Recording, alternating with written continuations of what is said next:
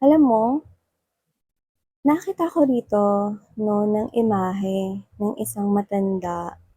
Matanda yung face, eh. So, it could be a man, it could be a woman. I'm seeing wrinkles 'no, sa kanyang, malapit sa eye area. So, whoever this individual is, I do see that this is someone here old or yeah, someone here old. But you know what I'm picking up? More likely, the look sa kanyang mga eyes, parang pakiramdam niya natalo siya sa buhay. The eyes yung window ng soul. So kahit na sinong tumingin sa mata niya malalaman na malungkot ang buhay niya. So ano kaya ibig sabihin nito?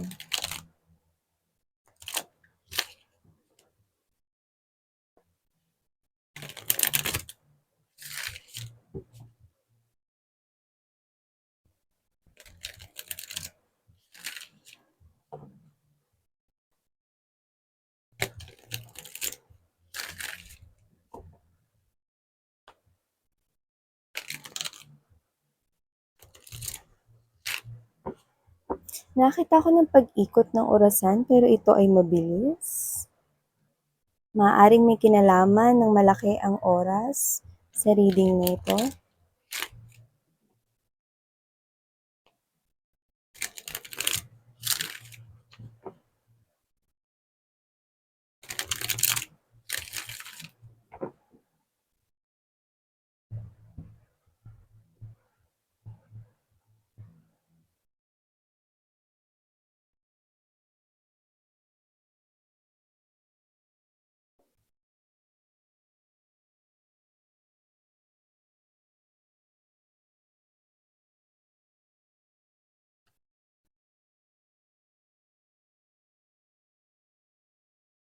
Naku.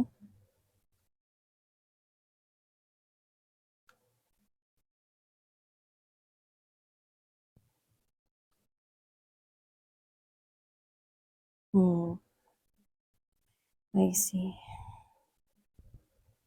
Karamihan sa inyo, eh, nakikita ko mga babes 'no, na ito ay posibleng hindi ninyo energy. Pero kung sino man ito 'no, yung nakita natin 'no, na matanda 'no, kanina 'no, has something to do with someone's distant future. 'Di ba 'pag naririnig ninyo ako 'no, sinasabi ko minsan future, near future, immediate future, pero when we say distant future, this is something here like matagal pa. Pero pinakikita na kung ano yung mangyayari sa energy ito. And for some reason, I do pick up that this energy is not yours. So I think yung matanda na nakita natin kanina is someone here that you probably know, no, na talagang kilalang kilala mo sa nakikita ko dito. Yes. Parte siya ng past. Oh.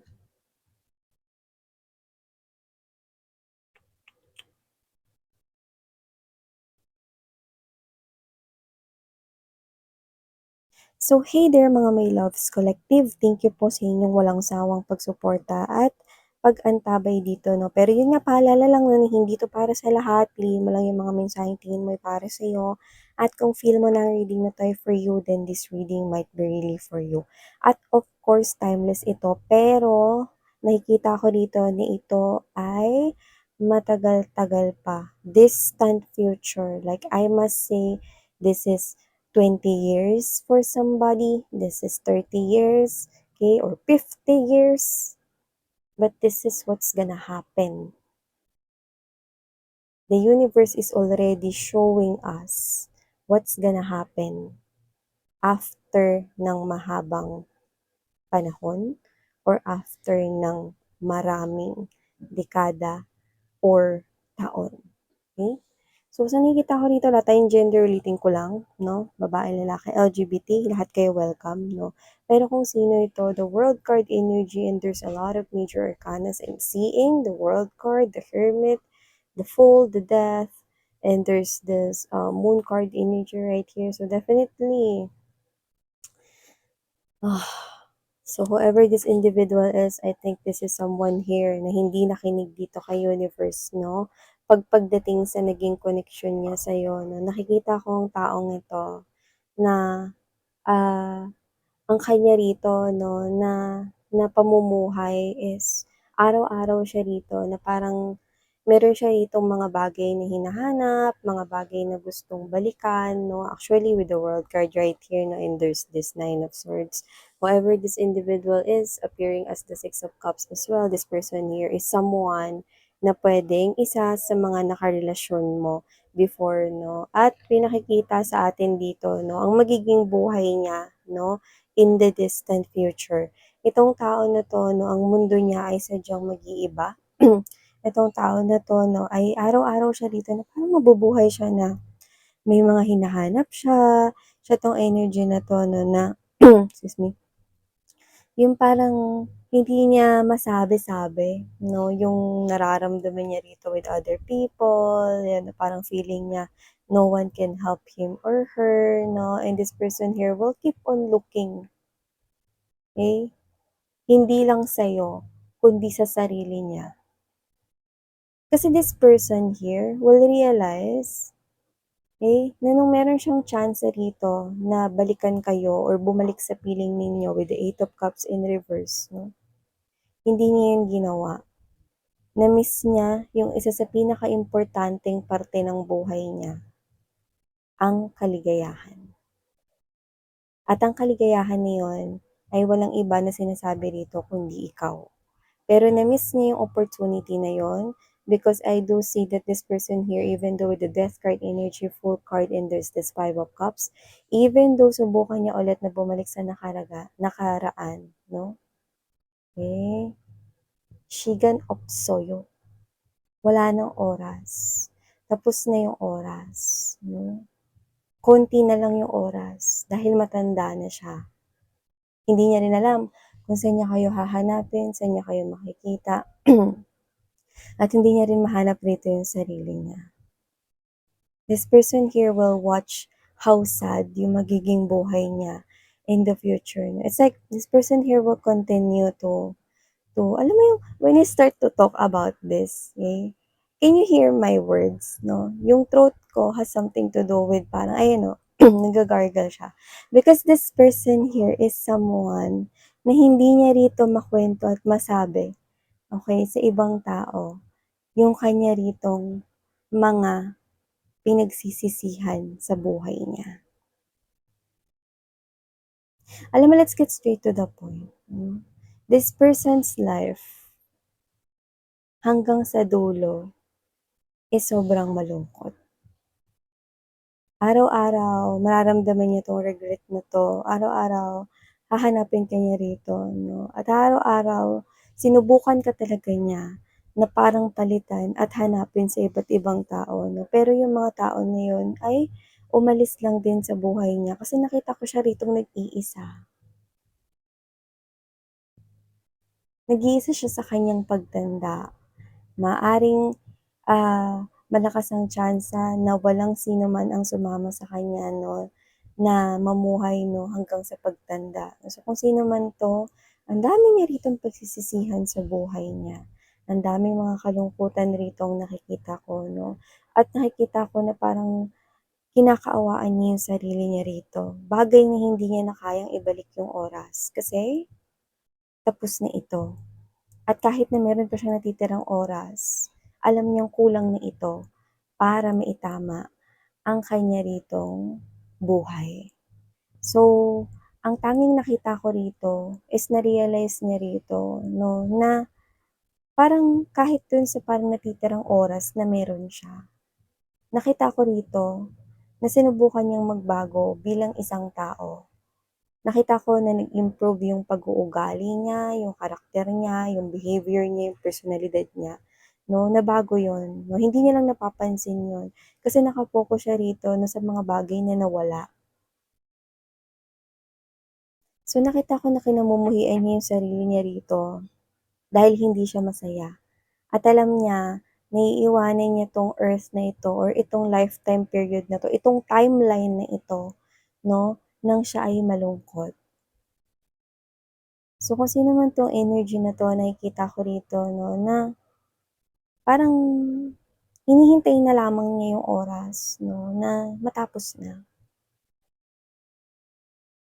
Alam mo yung energy nung parang pagtangi na hindi niya na maramdaman yung pain, parang wala man siya ritong dinadamdam na sakit sa katawan na alam mo yun 'no, wala siya ritong sakit 'no, na kahit na ano 'no, pero yung sakit ng kalooban, yung bigat ng dinadala niya sa damdamin niya rito 'no, na parang kung noon naging mahalaga yung pera sa kanya para sa iba sa kanila 'no, hindi na yun mahalaga ngayon. Kung noon naging mahalaga ang ibang bagay kagaya ng mga materyal na bagay kagaya ng bahay, kotse, alahas, luho, kung yun ang importante sa kanya ngayon, dahil nakikita niya na konti na lang yung oras at paubos na ito, mas na-realize niya na mas maganda pala talaga na meron ka ritong kasiyahan na hindi kayang bilhin ng pera, hindi kayang ibigay 'no, ng mga materyal na bagay 'no. So itong tao na 'to 'no, ay hinahanap yung pagmamahal at katuwang 'no, makakasama sa pagtanda at sa kanyang huling hininga 'no. At nakikita ko na ikaw yun kasi sa'yo kumakapit ang energy, eh, okey. Malakas 'tong energy na 'to 'no, kung saan itong person na 'to 'no, is nakikita ko siya rito 'no, na magiging single siya hanggang sa maubos na ang kaniyang oras 'no. Ang taong ito ay nakikita ko 'no, na pinagsisisihan niya ang bawat umaga na gumigising siya rito 'no. Parang pakiramdam niya gusto niya na lang na parang sana hindi na siya gumising, may mga gano'n siya ditong mga pinapakita sa'kin, nakakapagod daw. Kasi paggising niya sa umaga wala rin naman, gano'n lang din naman yung haharapin niya. Parang kahit subukan niya rito 'no, na balikan yung oras, hindi niya na yun mababalikan. Gusto niyang maniwala dun sa parang reincarnation na kung sakaling mabubuhay siya ulit sana pagtagpuin kayo 'no, pero this person here, sa 50-50 kahit gusto niya yung paniwalaan 'no, yung kanya ritong conscious mind 'no, is malaki yung porsiyento na parang nasa 75% na iniisip niya hindi yun mangyayari. Sa panaginip na lang yun mangyayari, parang ganun yung sinasabi niya rito. Kung sino man 'tong energy na 'to, na this person here is giving me this type of energy, that this person here is hindi niya talaga alam 'no, kung ano pa yung mga puwedeng exciting na bagay na puwede niyang abangan dito sa buhay niya. So, parang itong tao na 'to 'no is mas umaasa pa siya rito 'no, na baka sa susunod na magiging buhay kung totoo man 'yun 'no, pero nagda-doubt siya kung meron bang susunod na buhay 'no, sana muli kayo ritong pagtagpuing dalawa at hindi niya hahayaan na maulit-ulit na tumanda siya 'no, na hindi niya nakasama yung taong minahal niya.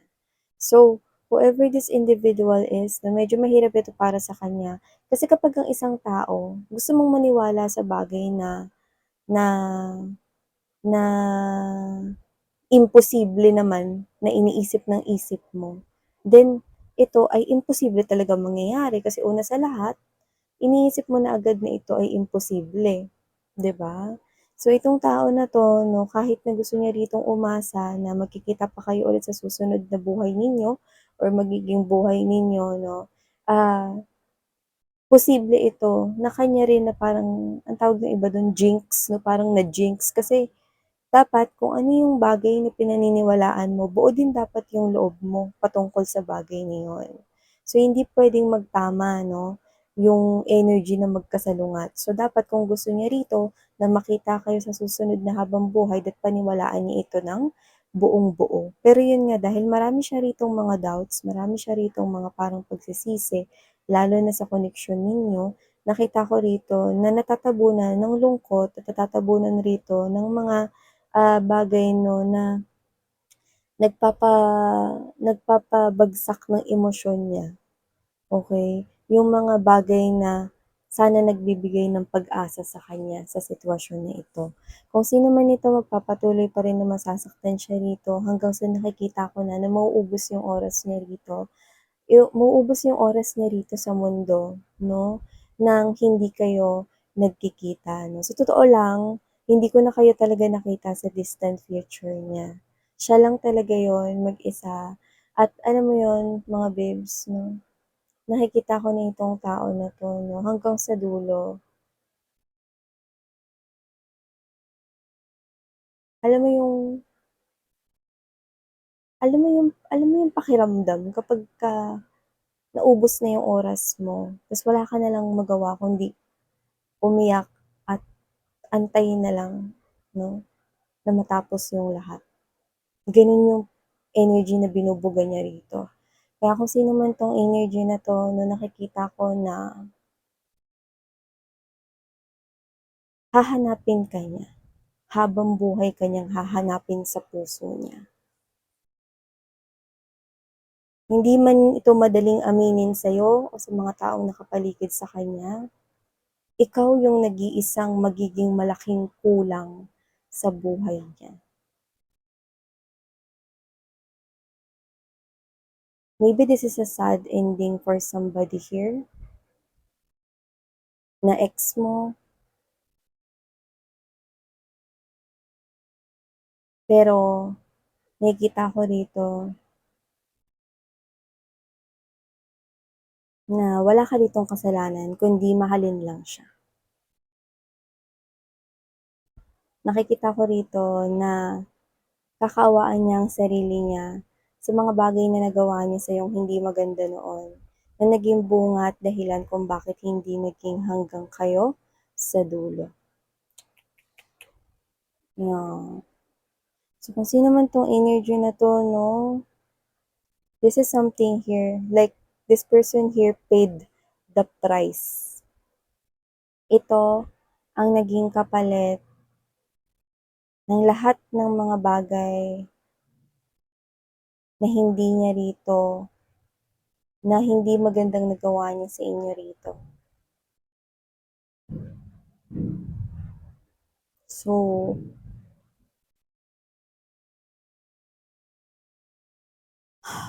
this person suffered here for a lot of years, missing you, loving you, sobrang torture sa kanya ritong heart at sa kanya ritong mind. But then again, this is the aftermath of it all. So, kung sino man 'tong energy na 'to, nakikita ko rito 'no, na matatapos yung buhay niya rito sa earth ng punong-puno ng kalungkutan at panghihinayang sa nasayang na koneksyon ninyong dalawa.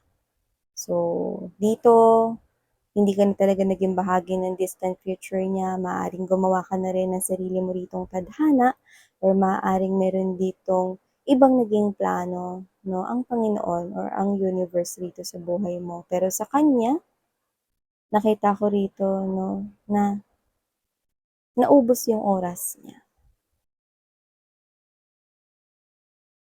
ng mag-isa. Yan. So, ito yung mga nakuha nating malulungkot na mga mensahe, no? Coming from this person here, no? So, this is something here like distant future pa, pero putok eh.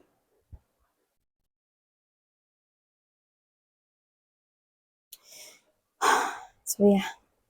Okay? So, ito yung mga mensahe natin. If you are interested in watching other channels, sweethearts, ang mga links po ay nasa description box. Thank you and love and light.